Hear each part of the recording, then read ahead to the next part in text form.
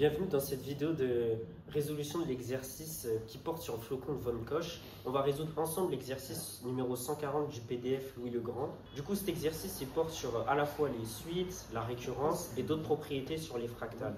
Voici l'énoncé exact de l'exercice. Je vous invite à faire pause pour y prendre connaissance précisément. Nous, on va reprendre l'énoncé de manière plus orale et fluide, sans perdre en rigueur.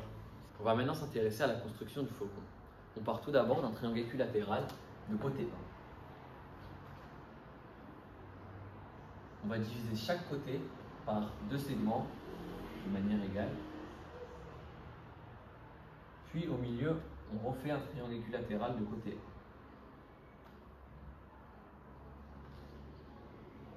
1. On efface le segment présent. Et cette figure, répétée un nombre indéfini de fois, forme ce qu'on appelle le flocon de Koch. On va donc maintenant s'intéresser au nombre de côtés CL. À l'étape 1, on a tout simplement les trois côtés initiaux du triangle que nous allons diviser par 4 segments. On se retrouve donc avec l'égalité suivante qui est donnée par cette formule que je vais maintenant vous démontrer. On applique ici donc le réflexe des puissances. À l'étape 1, on a 0 multiplication de fait. À l'étape 2, du coup, on a une multiplication qui a été faite. Et donc à l'étape 3, 2 multiplications. Donc de cette manière, on montre qu'à l'étape n, c'est n-1 multiplications qui ont été effectuées. Maintenant, on va s'intéresser à la longueur de chaque côté L, à chaque transformation L. Tout à l'heure, avec la démonstration de Salem, on a pu voir que chaque côté, on le découpait d'abord en 3, donc on divise par 3. On a l'expression suivante de la suite L, qui se note 1 divisé par 3 puissance n-1. Le n-1, ici, c'est grâce au réflexe des puissances, car on commence à l'étape 1 et non à l'étape 0. On s'intéresse maintenant au périmètre de la figure du flocon de Koch. Donc, on sait que par définition, le périmètre, c'est la somme de longueur de chaque côté. Donc, nous, on a pu exprimer le nombre de côtés à l'étape n, la longueur de chaque côté à l'étape n. Donc, il nous suffit juste de multiplier les deux pour connaître le périmètre de la figure. Donc, on pose la suite P qui sera égale à C fois la suite L à l'étape n à chaque fois. Après avoir remplacé dans l'expression celle qu'on avait trouvée précédemment, on arrive à l'expression de la suite P qui est 3 facteurs de 4 tiers puissance n-1. Ça, c'est une suite géométrique de raison 4 tiers. Vu que 4 tiers est strictement supérieur à 1, alors cette suite, elle diverge vers l'infini. Donc, on arrive bien à une figure, le flocon de Koch, qui a un périmètre qui tend vers l'infini. On va maintenant s'intéresser à l'aire de la figure notée à N. Donc A1 qui est l'aire de la figure initiale. À chaque étape, on ajoute des petits triangles sur chaque côté, donc l'aire augmente. On va donc s'intéresser à comment trouver une formule générale de AN pour enfin étudier sa limite quand n tend vers plus l'infini et en conclure sur l'aire de la figure. Ça tourne, ça. Okay. L'idée est de calculer la quantité ajoutée à chaque étape. On va donc calculer la différence de la suite AN moins AN-1. À l'étape N, on ajoute un triangle équilatéral sur chaque côté de la figure. Or, on sait que le côté à l'étape N-1 égale à 3 fois 4 N-2. On ajoute donc 3 fois 4 N-2 triangles. Or, on sait que chaque triangle a une longueur de L qui est égale à 1 sur 3 puissance N-1.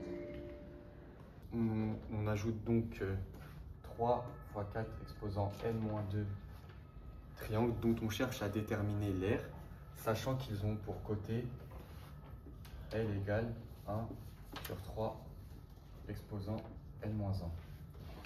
De plus, l'aire d'un triangle équilatéral est donnée par cette formule. R égale racine de 3 sur 4 fois L au carré, que je vais donc maintenant vous démontrer. Donc on sait que l'aire de triangle est donnée par la formule suivante, 1/2 fois la base fois la hauteur. Donc on va essayer de tracer un triangle équilatéral pour expliquer la formule. Donc voici notre triangle équilatéral de côté L. Et donc pour angle 60 degrés ou pi sur 3, selon le radian ou degré. Donc on sait qu'on va essayer maintenant de déterminer la hauteur h pour pouvoir calculer l'aire du triangle. Donc on sait que sinus donc pi sur 3 égale opposé sur hypoténuse, avec hypoténuse qui égale donc L. Et du coup, par un produit en croix, on a l'opposé qui est égal à sinus pi sur 3 fois notre longueur. De plus, on sait que sinus pi sur 3 c'est égal à racine de 3 sur 2. Ainsi, la longueur de la hauteur est égale à racine de 3 sur 2 fois L. Et quand on applique la formule, on se retrouve donc avec 1/2 fois la base, donc racine de 3 sur 2 fois L, encore une fois fois L. Et on se retrouve donc avec racine de 3 sur 4 fois L au carré, ce qui correspond bien à la formule qu'on a vue précédemment. On réalise donc maintenant l'application pour notre cas. Donc on va remplacer la valeur de L et on va du coup la mettre au carré. Ainsi l'aire est donnée par racine de 3 sur 4 fois L au carré, soit 9 n-1. Ainsi la différence d'air entre AN et AN-1 est égale au nombre de triangles, soit 3 fois 4 n-2, le tout multiplié par l'aire d'un triangle qu'on a vu ici, soit racine de 3 sur 4 fois 9 n-1. Donc maintenant, on va passer à la simplification de l'expression de l'aire ajoutée entre deux étapes. Donc après quelques simplifications, donc nous, notre objectif, c'était de réunir ensemble les puissances pour pouvoir élever la fraction à la puissance n. Ce sera plus simple d'étudier la limite de ça que de ça. Donc, on réunit ensemble les puissances. Ensuite, on met la fraction elle-même à la puissance. Mais du coup, vu que là, c'était 4 puissance n-2, il faut que je rajoute le 4 puissance n-1. 4 puissance moins 1. Comme ça, n-1 moins 1, ça va faire n-2. Et je retrouverai mon 4 puissance n-2. Donc, 4 puissance moins 1, ça fait un quart. Et du coup, ben, si je fais 3 racines de 3 sur 4 fois un quart, je retrouve bien mon 3 racines de 3 sur 16 fois 4 puissance n-1. Et voici une expression de récurrence de la suite AN. On va donc maintenant passer à une expression explicite de la suite AN. Pour cela, on a déjà la suite récurrente qui a été illustrée précédemment, AN plus 1. On va donc par intuition calculer les premiers termes. On se retrouve maintenant avec la suite AN, exprimée en fonction de AN-1 et de N-1. On va donc calculer les premiers termes de AN pour trouver une forme explicite de la suite. On va donc maintenant calculer les premiers termes. On a A2 tout d'abord qui est égal à A1 plus 3 racines de 3 sur 16 fois 4 sur 9, le tout à la puissance 1.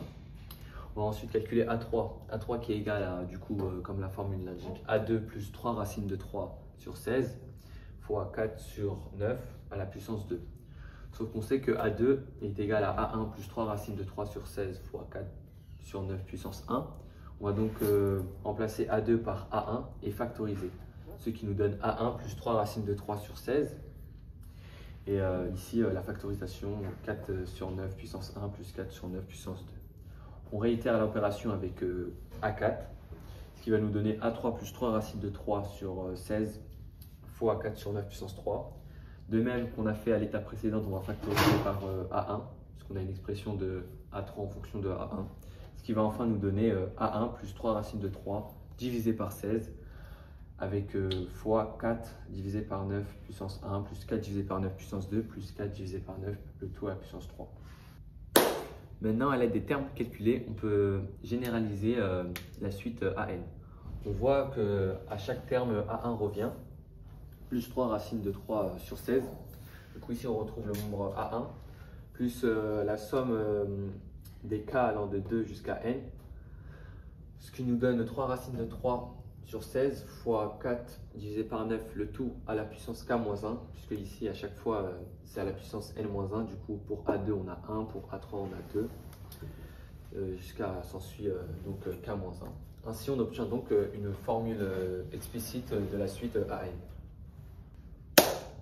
Pour plus de facilitation lors du calcul de la limite, on va changer d'indice. On pose j égale k-1, ce qui va nous donner donc n-1. On place j qui est égal à 1 et à la puissance j. Donc bon, maintenant qu'on a l'expression de l'aire du flocon après n étapes, on peut s'intéresser à ce qui se passe quand on fait tendre n vers plus l'infini. Et du coup, face à cette expression, la question qu'on peut se poser, du coup, c'est soit l'aire est finie, soit elle diverge. Donc pour répondre à ça, on regarde qu'est-ce qu'on additionne. Donc qu'est-ce qu'on va additionner à chaque fois? C'est cette partie de l'expression. Donc on voit bien que à chaque fois ce qu'on additionne, c'est les termes d'une suite géométrique de raison 4/9. Alors on voit directement que cette somme de termes de la suite géométrique va converger et non diverger. Pour simplifier les calculs, je vais extraire le 3 racines de 3 sur 16 du symbole somme, car il est facteur de chaque terme de la suite. Du coup, je peux me permettre de le factoriser devant le symbole somme. Et ensuite, maintenant, on peut commencer par calculer la limite. Donc d'abord, je vais poser cette formule, qui est la formule de la somme d'une série géométrique à l'infini. Alors nous, dans notre cas, donc nous, on applique la formule dans notre cas avec notre raison 4/9 lorsque n tend vers plus l'infini. Et après le calcul, du coup, on trouve que la limite de cette somme d'une série géométrique est de 4/5. Donc, on peut maintenant calculer la limite de la suite AN lorsque n tend vers plus l'infini. Comme on a vu tout à l'heure, la somme est égale à 4 sur 5. Alors, on remplace juste dans la limite lorsque n tend vers plus l'infini. Donc ça nous fait A1 plus 3 racines de 3 sur 16 fois 4/5. A1 qu'on a calculé tout à l'heure qui est égal à racine de 3 sur 4. Donc là, il nous reste juste à calculer, puis à simplifier. Et on arrive à la conclusion que la limite de l'aire du flocon de Koch est 2 racines de 3 sur 5. Donc même si on ajoute une infinité de petits triangles à chaque étape, l'aire totale reste finie. C'est ça qui rend le flocon de Koch, qui lui donne ses caractères fractales. Un périmètre infini pour une surface finie.